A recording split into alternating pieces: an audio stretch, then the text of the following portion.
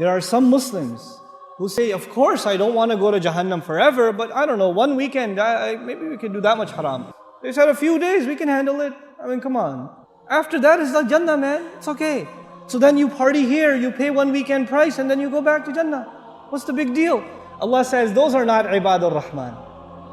Ibadur Rahman are the people, the special people to Allah are the people who say, Ya Allah, I don't want to see Jahannam, not for a day, not for 2 days, not for a minute, not for a second. I don't want anything to do with Jahannam. Bismillahirrahmanirrahim.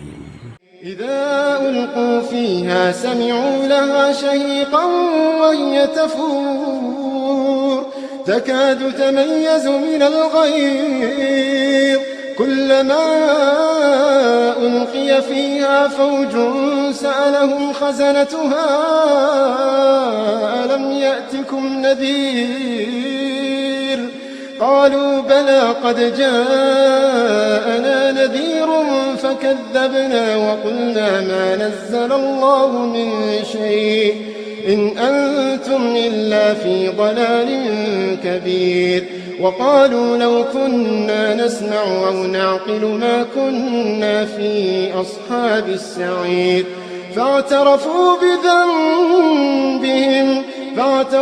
بذنبهم فسحقا لأصحاب السعير.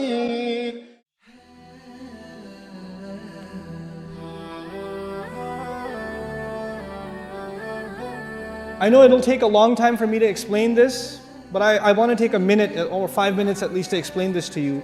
There is an ayah in Surah Al-Anbiya. There's one ayah in Surah Al-Anbiya that describes the least punishment in Jahannam. Jahannam is described in so many places in the Quran, but the least, the easy punishment of Jahannam is described in Surah Al-Anbiya. How easy is it?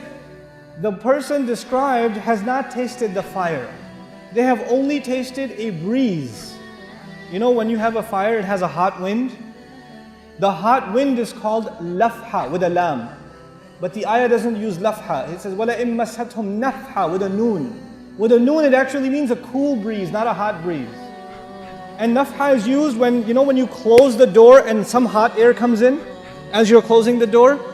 That the air that comes in or goes out, that's called nafha.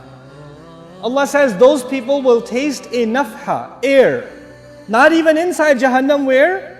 Outside. They haven't even gone in yet. And they didn't taste fire, they didn't taste lava, they didn't eat anything. They're just exposed to air. And it touched them barely. Massathum, it barely touched them.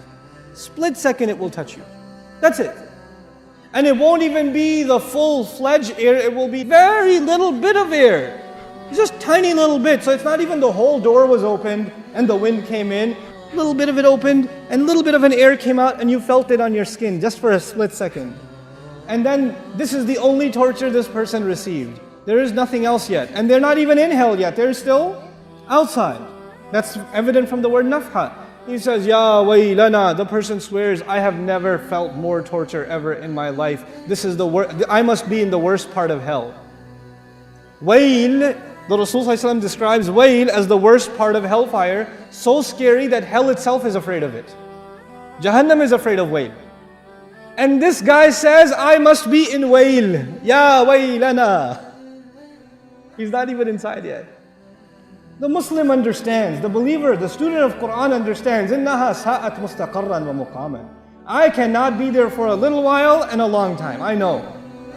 I should not have the mentality of Bani Israel who said, لَن تَمَسَّنَا النَّارِ إِلَّا أَيَّامًا مَعْدُودَاتٍ. Just a few days, we can handle it. You know, I've had long, hard, hot road trips outside with no air conditioning. I'm tough. No. إِنَّهَا سَاءَتْ مُسْتَقَرًّا وَمُقَامًا. This is a category by itself. These people are special to Allah. The only thing they ask Allah is, Ya Allah, I don't want Jahannam. I don't want Jahannam. Never, at all.